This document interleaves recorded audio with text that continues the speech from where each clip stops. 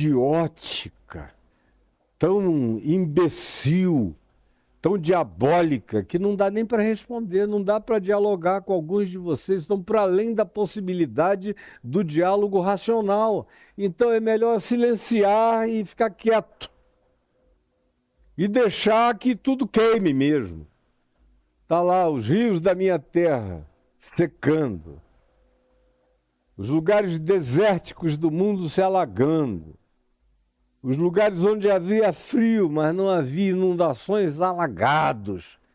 Todas as dinâmicas climáticas dos últimos 10 mil anos, 12 mil anos, desde o fim da última era do gelo, que não foi produzida pelos humanos, mas por uma hecatombe de natureza natural, que fez com que houvesse um efeito estufa produzido pelos grandes furacões que eclodiram de uma única vez, que fecharam e criaram uma ambiência na qual primeiro veio um supercalor e depois veio o esfriamento, e no esfriamento veio uma era prolongadíssima do gelo, onde alguns hominídeos sobreviveram na Terra, na Turquia.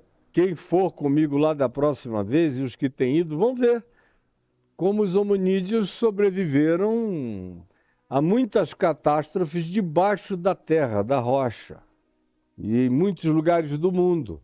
Agora, o que nós estamos fazendo agora é de natureza absolutamente global, e eu estou tentando entrar aqui na oração do Senhor, mas o mundo me cerca com tantos apelos cruciais que eu ainda não consegui, de fato, me introduzir no que eu quero falar hoje.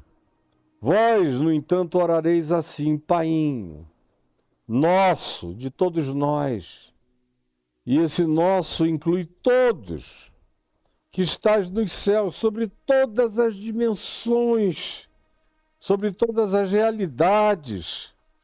Santificado seja o teu nome. E a gente já viu, já falou sobre isso e ainda vamos falar sobre isso muitas vezes no curso do Evangelho de Mateus, na nossa exposição, que irá até o final. Então, hoje, a gente bota o pé no verso 10. A primeira evocação é santificado seja o teu nome. E eu, durante 3 dias, falei sobre o significado desse espírito de santificação. O que é isso? Expliquei o que não era, que é, infelizmente, o que quase todo crente pensa que é o que justamente não é. E falei o que era, que justamente é, de maneira inversa, aquilo que todo crente não pensa que seja. Mas é exatamente o que é e é negligenciado, trocado. Enquanto você faz opção pelos mosquitos e vai engolindo os camelos. Como Jesus disse que é a lógica da religião, da estupidez, da hipocrisia fanática. Hoje, ele diz que a segunda evocação é venha. Venha. Venha porque não está aqui. Venha porque não está aqui, não brota das nossas iniciativas políticas, ideológicas, não brota das nossas ações naturais de perspectiva do predador humano querendo construir uma sociedade que acaba sempre patrocinando os que podem mais, os que têm mais, os que, por falta de pudor ou de ética ou de referência, de consciência, atropelam a existência do próximo em favor egótico de si próprios. Então foi por isso que Jesus disse: o meu reino não é o deste mundo. O que vocês chamam de reino, no tempo das monarquias, ou nos dias de Jesus do Império Romano, ou imediatamente na Palestina dos dias de Jesus, onde morava o povo de Israel, mas o lugar é chamado de Palestina pelos romanos. Os romanos não diziam o governo de Israel. Não, Israel tinha o seu governo, tinha o seu povo, tinha o seu templo, tinha suas autoridades, tinha os seus sacerdotes, tinha o seu próprio rei, que era Herodes, o Idumeu, também de parentela e de ventre judaica, mas o nome atribuído pelos romanos àquela região era Palestina, que vinha desde Filistim, que foi o que veio dar nome aos filisteus.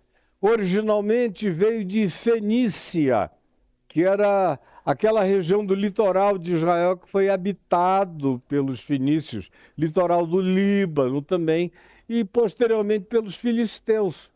Então a etimologia de Palestina é muito longa e já sofreu uma quantidade enorme de transliteração.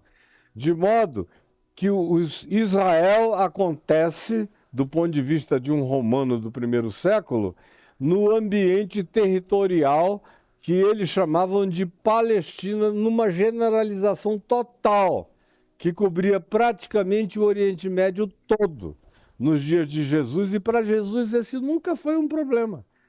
Quando Jesus falava da salvação de Israel, ele não estava falando de terra, ele não estava falando de sionismo, ele não estava falando de propriedade desse monte, daquele monte, ou daquele outro, ou de uma fronteira, ou de outra fronteira, não.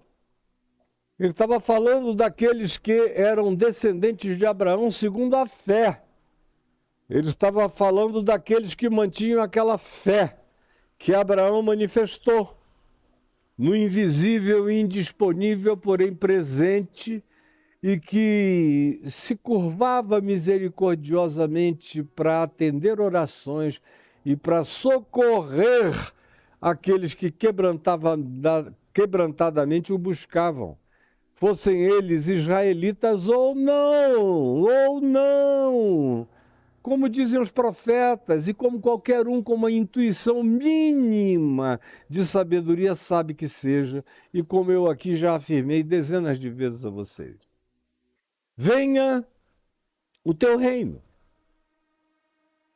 O que soava, por exemplo, para um romano, ouvindo essa oração, como uma coisa completamente subversiva, revolucionária, politicamente provocativa.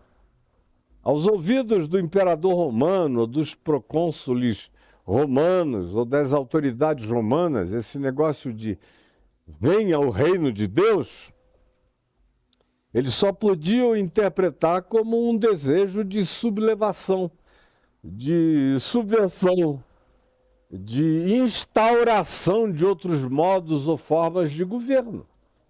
Então, uma expressão que para Jesus não tinha absolutamente nada de concorrência política com os romanos, não tinha, pelos romanos era ouvida de maneira política. Assim como tem uma quantidade enorme de coisas que eu digo aqui que só tem a ver com princípios do reino de Deus, mas você, no amebismo de falta de intelecto que o fanatismo religioso provocou em você, você só interpreta politicamente. Aí fica dizendo, o Caio é de esquerda, o Caio é progressista, o Caio é não sei o quê. Meu amigo, eu sou do Evangelho. E eu vou sempre propor o que Jesus ensinou. Se para você isso é interpretado como sendo de esquerda ou progressista, ou como outras coisas que eu digo, e os de extrema esquerda dizem que isso é coisa de direita, é problema deles. Eu não estou querendo agradar Max Weber, nem Karl Marx, nem ninguém. Meu negócio é com Jesus. E a estupidez é toda sua. Eu não tenho nada a ver com isso, entendeu? Mas você não entendeu e nem vai entender, porque os olhos estão fechados. Venha o teu reino. Trazia já em si o germe de uma provocação, pela qual todos os apóstolos morreram executados, depois de torturados. Foi por causa da esperança do reino de Deus. Foi por dizerem: venha o teu reino. Jesus Cristo é o Senhor. Nós ambicionamos o reino que vem dos céus e que trará justiça, verdade e luz sobre toda a terra. Esse era o crime deles, essa era a ideologia deles, pela qual Paulo perdeu a cabeça, outros foram crucificados, João foi exilado até a morte solitária na ilha de Patmos. Ninguém viveu confortavelmente até o fim da vida por causa da esperança do reino de Deus e por causa da interpretação político-ideológica feita pelos judeus inimigos dos apóstolos, especialmente de Paulo, e por causa dos romanos, que, incitados por esse espírito dos judeus fanáticos, que queriam um Messias que trouxesse libertação política, ideológica, que determinasse as fronteiras de Israel, que reconstruísse um templo para Jesus ou para o Messias, que não para eles, os judeus da época, não era Jesus. Jesus já tinha vindo, veio para o que era seu e os seus não receberam, antes o crucificaram, mas eles aguardavam esse Messias que viria com esses poderes bélicos para transformar Israel na grande potência a partir da qual o mundo inteiro seria governado. Esse era o lado ideológico da visão dos judeus do primeiro século a respeito de reino de Deus e da vinda do Messias. Para os romanos era uma subversão. Esse pessoal está querendo instaurar uma nova forma de governo, eles estão querendo um outro rei, e eles acham que Deus vai mandar o representante dele para ser a realeza universal. O que para os romanos era algo absolutamente inadmissível. E não só para os romanos, mas para qualquer que fosse o império com ambições satânicas de dominação terráqueo-planetária completa. E que não foi entendido e continua a não ser entendido hoje, agora, aqui, enquanto eu prego, enquanto eu falo. Eu continuo a não ser entendido falando do reino de Deus. E do meu desejo de que ele venha. E muitos daqueles que estão falando alegremente sobre o calor, sobre as enchentes, sobre a desorganização ecossistêmica, sobre a desgraça universal que vai se aproximando como uma sombra densa, abraçando a todos nós, esses escatologistas fanáticos do mal ficam dizendo: oba, quanto pior, melhor. É sinal de que Jesus estão voltando aí, vão aí para os podcasts apavorar o pessoal. Só não fazem o que deveria ser feito. Que é ensinar que nós, humanos, somos os responsáveis pelo que está acontecendo e ainda temos o poder de parar isto, Nós podemos. Ainda dá se quisermos. O problema é que não queremos. Você diz, como tem aqui alguém, desculpa, placa 148, não tem nome, não é gente. Faz o L. Você veja só com que tipo de mentalidade horrorosa você está lidando aqui o tempo todo. É que eu não tenho tempo para ler a idiotice nem a estupidez, mas muito obrigado pelo bom exemplo da sua idiotice. Faz o L, viu? Aqui. Esse L agora é de logo vem o mal. E vocês estão aí brincando. Elegeram quem disse que não estava acontecendo nada. Talvez os Estados Unidos elejam outra vez quem diz que não está acontecendo nada, até que as bolhas estourem para todos os lados e o câncer de pele se transforme numa epidemia universal. Mas cada um sabe, a advertência não faltou, nem tem faltado e não faltará. Venha o teu reino, portanto, quando se diz isso, se está dizendo que todas as formas de reino, de realeza, de ideologia, de governo, de dominação, são apenas experimentos humanos circunstanciais, relativos, falíveis, temporários, sem nenhum poder de realizar qualquer que seja o sonho humano. Aliás, eu me lembro que eu me converti num tempo em que a palavra utopia era extremamente prezada, era amada como algo necessário. Era preciso que você tivesse utopia para poder melhorar a referência da sociedade.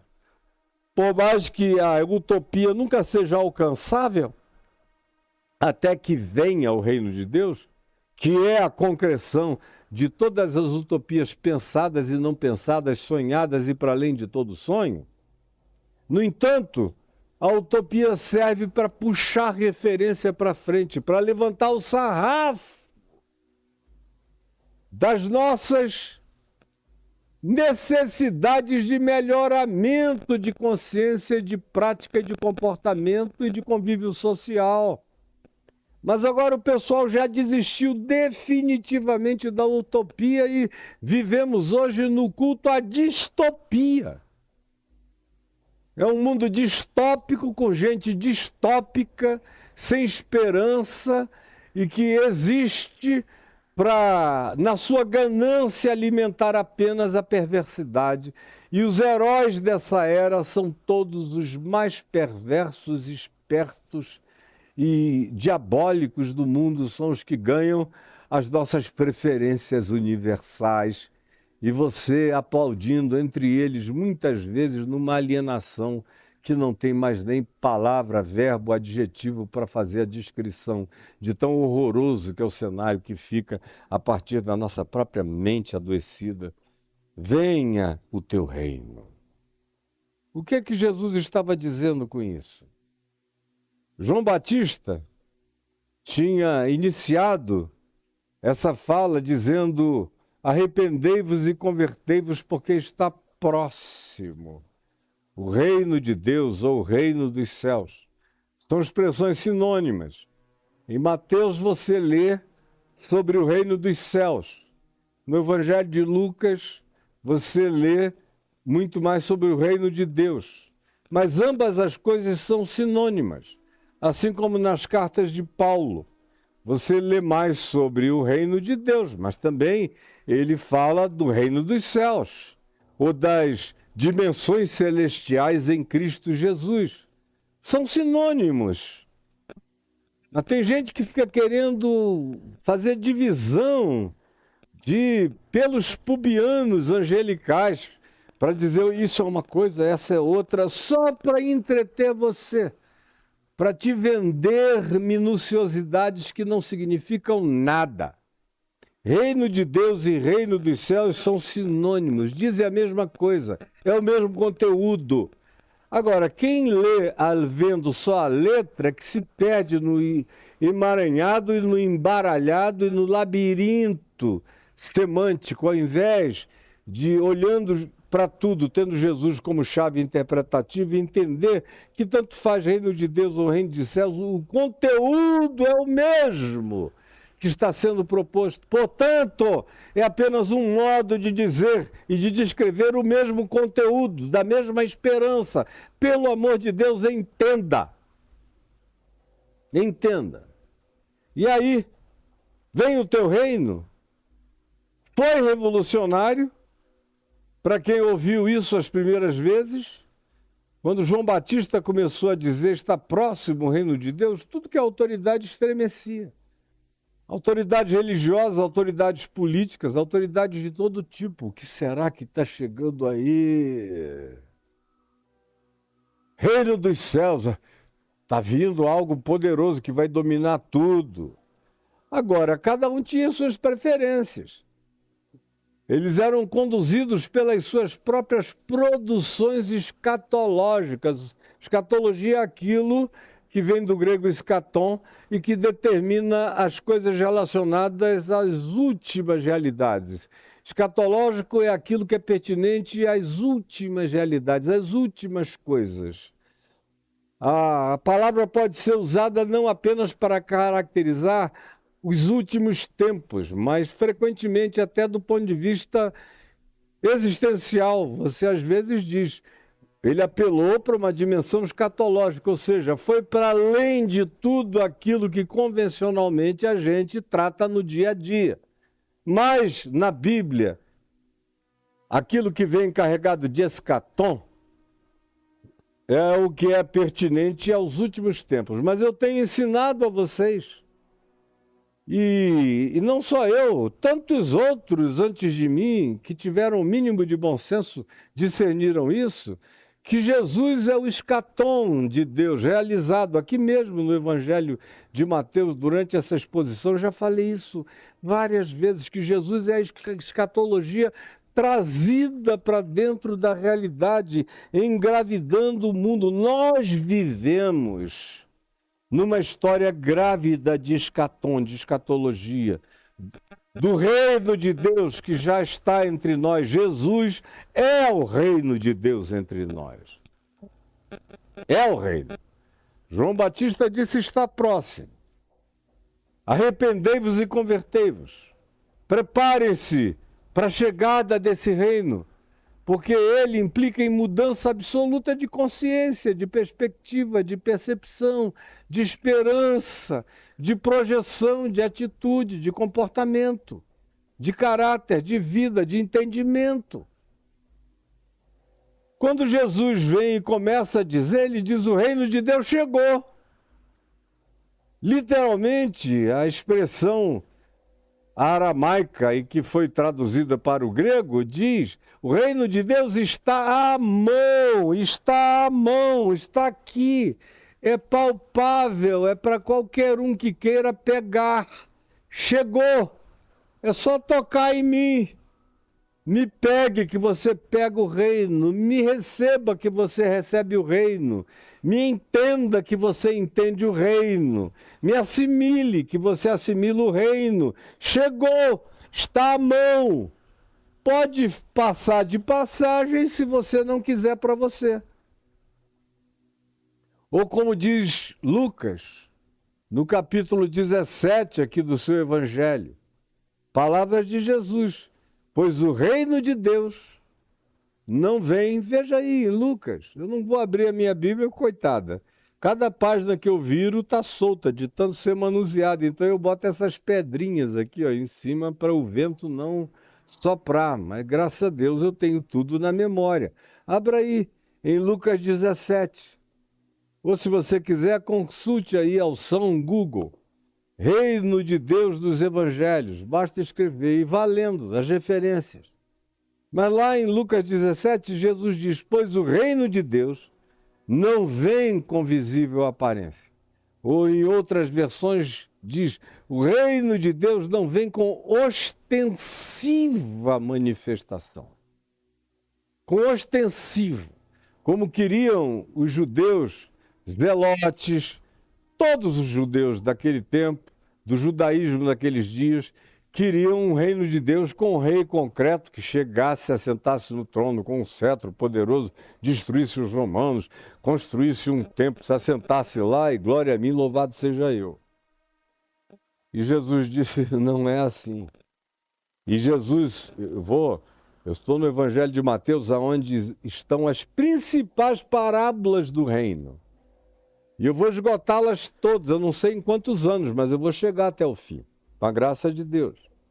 E ele, nessas parábolas, disse que o reino de Deus não viria assim, de um dia para o outro, que haveria interregnos, que haveria largos e grandes espaçamentos entre aquela manifestação do Cristo em Jesus e a manifestação do Filho do Homem, do Cristo, Jesus, Filho do Homem, o homem absoluto, glorificado e ressuscitado como Cristo de Deus, vindo em glória, com poder e grande glória, com todas as criaturas celestes, do reino dessa obediência, do reino do Filho do seu amor, no qual nós temos a redenção, a remissão dos pecados. Venha o teu reino. continua a não ser compreendido até o dia de hoje, mas Jesus disse, não vem com visível aparência. E aí ele completa e diz, está dentro em vós. Antes que ele se manifeste, e ele se manifesta na relatividade do espaço-tempo, o reino de Deus se manifesta. Eu falei sobre isso nos anos 80 e 90, exaustivamente, para mim, cansativamente. E só não volto a falar tudo de novo porque eu escrevi quase 200 livros, onde em todos eles eu falo sobre o reino de Deus. E sobre as manifestações subjetivas, manifestações escatológicas e as manifestações de natureza social da manifestação do reino de Deus entre os homens, na prática da justiça, na prática do desejo de igualdade, de melhor distribuição, de melhor facilitação da vida para todos. Isso não é algo que tem a ver com religião, ao contrário, onde a religião entra, em geral, os abismos aumentam e os muros se erguem. As grandes manifestações do reino de Deus no mundo aconteceram de maneira muito, muito singela e simples, é onde ninguém estava pensando em religião. Foi apenas aonde pessoas pensaram umas nas outras e dividiram o pão e compartilharam a água e tornaram o acesso à roupa, a cuidados, à saúde, a bem-estar, algo que se eu gosto para mim, eu quero também para todos os demais seres humanos. Aonde quer que esse espírito, que Jesus disse que ele veio cumprir, está lá em Lucas, no capítulo 4, no verso 16, na citação de Isaías, do capítulo 61, Jesus disse na sinagoga da cidade onde ele foi criado, em Nazaré, abriu Isaías 61 e leu. Leu dizendo, o Espírito do Senhor Deus está sobre mim, pelo que me ungiu para proclamar o Evangelho aos pobres. Enviou-me para libertar os oprimidos, os cativos, os surdos, os cognitivamente entupidos, para quebrar as trancas, os ferrolhos, os aprisionamentos todos, para pôr em liberdade os oprimidos e anunciar o ano da graça de Deus. O ano não é um ano, é a era da graça de Deus. O século, o aeon dessa misericórdia que pode estar sendo proclamada enquanto esteve sendo proclamada e enquanto seja proclamada a todas as nações, a toda criatura, a todos os homens. Essas manifestações do reino têm também a dimensão subjetiva e existencial. O reino de Deus não vem com ostensiva aparência, mas está em vós. Está aqui em mim, no meu coração. Eu só entro no reino de Deus se o reino de Deus primeiro entrar em mim. Foi o que Jesus disse a Nicodemo. Se você não nascer de novo, você não entra no reino de Deus se o reino de Deus primeiro não entrar em você. Então, o novo nascimento é o reino de Deus entrando em mim. Essa consciência do absoluto de Deus tomando conta do meu ser. Essa disposição interior de me curvar com felicidade, com alegria, ao mandamento do amor, da verdade, da justiça, da bondade, da compassividade, da longanimidade, da prática dessas coisas. Não só em mim, numa perspectiva existencial e nas minhas comportamentalidades e nas expressões dos meus gestos e da minha vida, mas mais do que isso, na minha tentativa de tornar coletiva essa manifestação. Por isso é que Jesus disse que eu deveria ser sal da terra, luz do mundo, para expandir, para influenciar, para fazer com que aquilo que me penetrou penetre o máximo possível de pessoas. Aquilo que me deu gosto venha salgar e dar gosto ao resto da existência. Aquilo que é luz para mim, de mim se torne luz para todos.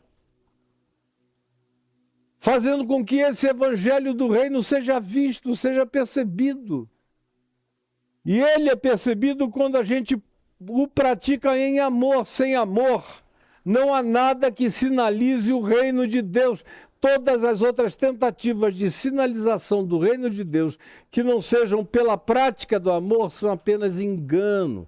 É cruz e espada do cristianismo perverso. Mas não é o evangelho de Cristo fazendo nascer de novo, transformando você de lagarta em borboleta nessa metamorfose do novo nascimento, aonde eu sou gestado por Cristo em mim. Eu sou abortado do casulo desse condicionamento predatório e explodo em graça, glórias e cores na vida, porque o reino está em mim. A partir de mim, eu passo a ser um agente de contágio do reino de Deus. Mas isso tudo acontece ainda nos ambientes da relatividade do sistema planetário. Então, existe um reino absoluto de Deus que virá para todos os homens, e existe o reino existencial de Deus que está disponível para você hoje, que o invoque, que queira e o chame para si. E se você já tem essa convicção, você precisa evocá-lo de você, para que ele se expresse melhor, para que ele se integralize, para que ele cresça na gravidez de Cristo, explodindo o seu ser, como eu tenho repetidamente falado aqui, a mesma coisa. O Evangelho é um sinônimo que vai botando outras roupagens para dizer a mesma coisa, para ver se a gente de algum modo entende por alguma angulação, enxerga por alguma perspectiva. Mas é simples a compreensão. E existe a manifestação, como eu já disse, dele no meio dessa relatividade. Como diz Paulo em Colossenses, do capítulo 1, no verso 13. Ele vos libertou do império das trevas. Ele fez questão de usar a palavra glorificada pelos romanos, que era a palavra império. Os romanos não queriam ter um reino. O reino era um negócio muito pequeno para eles. Queriam ter um império, a terra inteira. Ele nos libertou do império das trevas. Aí qualquer pessoa submissa ao Império Romano já tremia todinho. Foi por causa disso que, como eu disse, os apóstolos todos vieram a morrer. Foi por causa dessa subversão da esperança do reino de Deus, da esperança da volta de Cristo. Ele nos libertou do império das trevas. Se nos libertou. A maioria de nós aqui continua agarradíssimo ao império das trevas, elegendo o império das trevas, perderam a esperança e a exultação em Cristo Jesus e perderam a alegria da vivência do reino de Deus a partir dos seus corações para uma prática de vida que esbanje graça à volta de nós para todos os homens. Ele nos libertou do império das trevas e nos transportou para o reino do Filho do seu amor. É o chamado cotidiano. Vem o teu reino, começa com essa manifestação interior, com esse selo.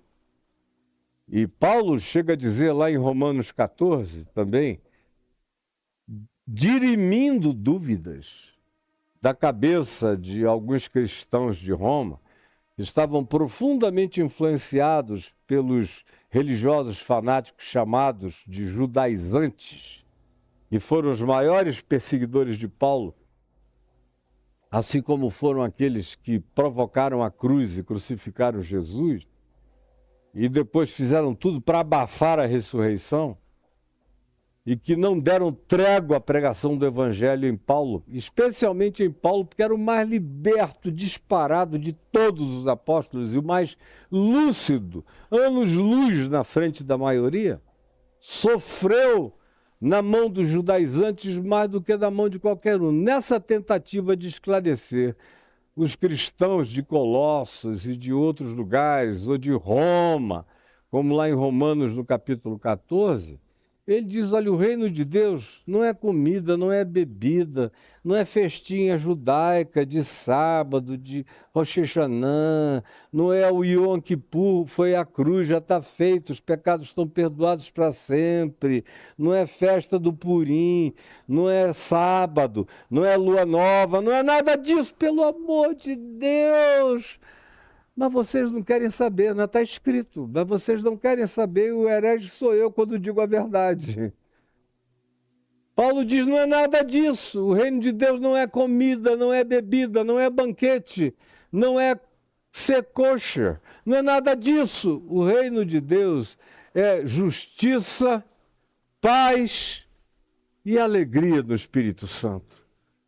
Ou seja, se ele não começar com essa existencialidade da presença do Evangelho em mim, do Príncipe da Paz, o reino de Deus se estabelece em mim como justiça, a justiça do reino de Deus.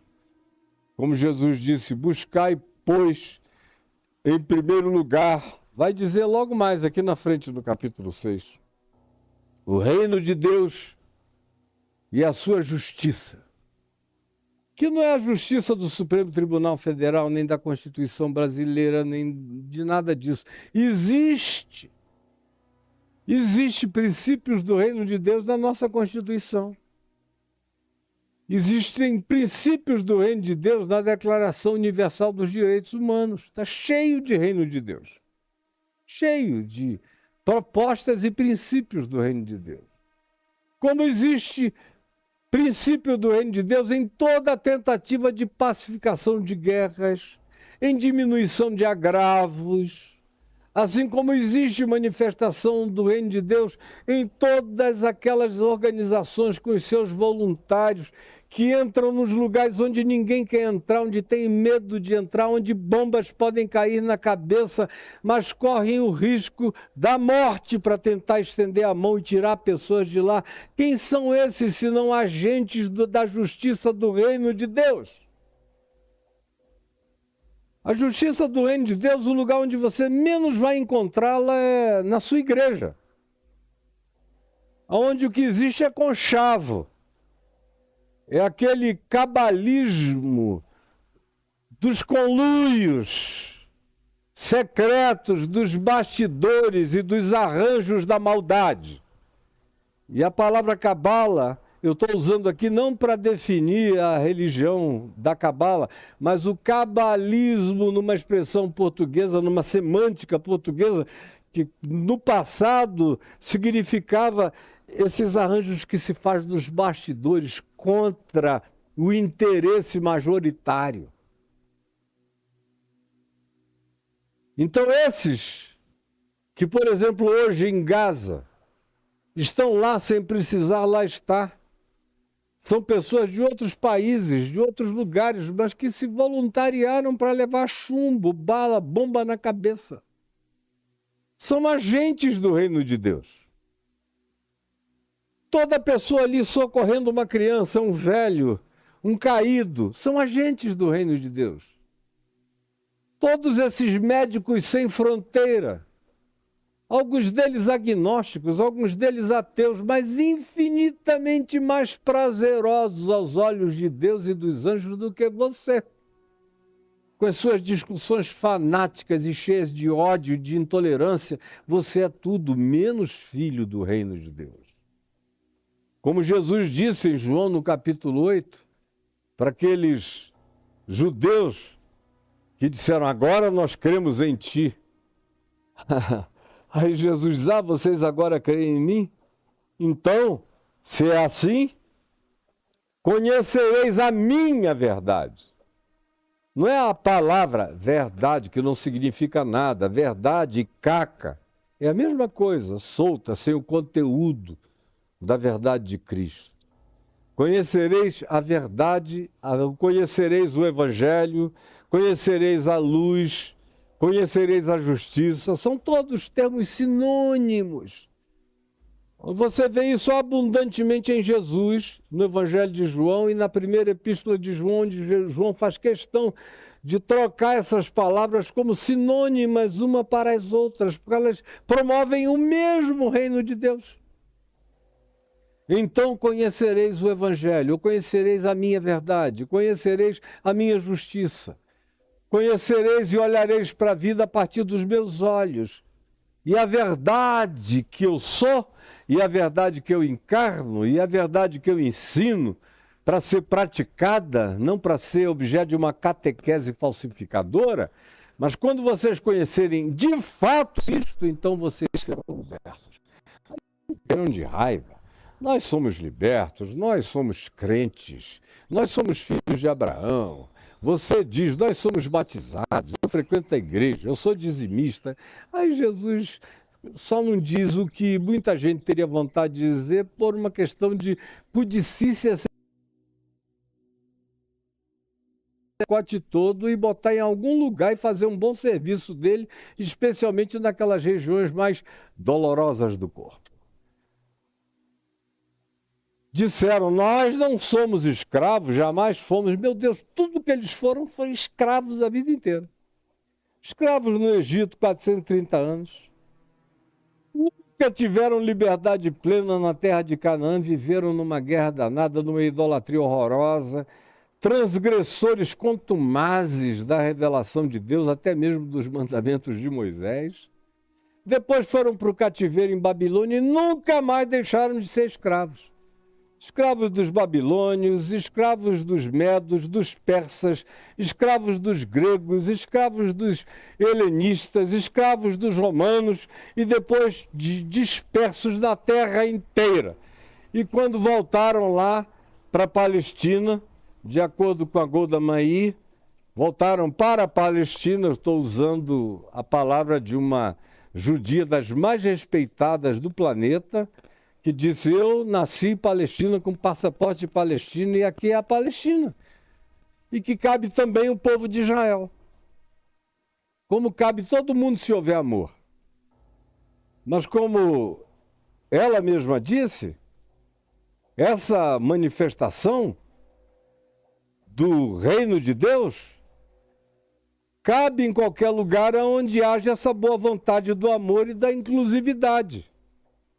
Mas para que isso aconteça é preciso que haja esse compromisso com justiça, com paz e com a alegria, a felicidade da eternidade plantada no coração. Porque a alegria do Espírito Santo produz acolhimento e não separação. Produz inclusividade e não exclusividade, produz tolerância e não intolerância, produz abraço e não empurrões, produz construção de pontes e não soerguimentos de muros. O reino de Deus não sabe erguer muros, só sabe construir pontes. Orareis, portanto, assim, Pai, venha o teu reino. Isso começa em mim. Quando eu digo venha o teu reino, não é lá para Gaza, é para aqui. Gaza sou eu. Nas minhas guerras interiores, nos meus ódios, nas minhas raivas, nas minhas presunções, nas minhas beligerâncias, nas minhas insubmissões, nos meus abusos de poder ou nos meus terrorismos religiosos, morais ou de qualquer natureza. Você está pensando que o mal tem geografia e que hoje ele habita Gaza? Ele habita a tua vida, teu coração. Enquanto você não enxergar que o Haiti é aqui, que Gaza é você, não tem esperança alguma para que você se enxergue. Você me entendeu, meu filho? Minha filha. Vem o teu reino para cá. Plante-se ele em mim. Que na minha relatividade eu seja invadido pela tua soberania, pela tua consciência. Eu quero, em primeiro lugar, acima de tudo, buscar o reino de Deus. Isso não é uma ideologia, não é um sistema de governo, não é nem progressismo, nem capitalismo, nem socialismo, nem comunismo. Vocês é que são os seres de micuim, como eu disse, aquele bichinho da grama lá do Amazonas que faz a vida de quem quer que deite nela infernosa. Vocês é que não passam desse tamanhinho a vida inteira e vivem disso. Como aqui também, tem gente que não para com essa pequenez horrenda e não consegue se enxergar. Mas esse reino de Deus tem que crescer a partir da minha própria relatividade, em mim. Ele vai se desenvolvendo à medida em que a minha consciência vai se dilatando. O que a mente de Cristo vai colocando raízes no âmago do meu ser. E eu vou transcendendo a distopia imediata e vou me ancorando na utopia eterna dessa nova Jerusalém, dessa sociedade ressurreta, glorificada, de portas abertas para todos os lados, aonde não há religião. João faz questão de dizer: andei nela e nela não encontrei nenhum santuário dedicado a ninguém, não tem teto, todos são iluminados universalmente pela mesma luz, do mesmo amor, da mesma justiça, da mesma graça, do mesmo entendimento, da mesma compreensão. E são todas as nações, todas as línguas, todas as etnias que sobem para ser curadas, até as folhas da árvore da vida, uma expressão simbólica maravilhosa, servem para a cura de todos os povos. Mas você não quer viver dessa esperança, você prefere viver da distopia religiosa que o fanatismo plantou em você. Celebrando esse fim dos tempos, assim, oba, Jesus está voltando. Olha, dá vontade de te pegar, mas te pegar feio. Porque é de fazer ira nos anjos, enquanto produz gargalhadas no Hades, no Tártaros. Todos os demônios explodem de gargalhada. Que coisa boa! Eles estão fazendo a maldade prevalecer definitivamente no mundo. O diabo pode se aposentar no mundo onde os cristãos e a humanidade como um todo são como nós somos. Vem o teu reino. E eu não fico olhando para o lado quando eu digo vem o teu reino. Nunca olhei para o lado para ver se tinha sinais e evidências do reino de Deus à minha volta. Quando eu digo vem o teu reino, eu olho para dentro de mim. Vem o teu reino tem a ver com o que eu entrego a Deus. Tem a ver com o que eu submeto a Ele. Tem a ver com aquilo que eu sei que é vontade dEle, e a vontade dEle não é capricho divino para ser observado pelos homens. Toda vontade de Deus manifesta tem a ver com saúde humana. A própria palavra salvação tem a ver com saúde, libertação, melhoramento, desenvolvimento, evolução, crescimento. Não existe nenhuma salvação estanque. A salvação é sempre processual. Ela sempre vai crescendo, é uma gravidez permanente de Deus se expandindo em mim, em você, na gente. Portanto, quando eu digo vem o teu reino, eu olho para dentro de mim. Busco-o em mim. Busco-o na minha maneira de pensar. Busco-o na minha maneira de sentir. Busco-o nas minhas confissões. Busco nas projeções dos meus sonhos e ideais. Busco nas expressões dos desejos mais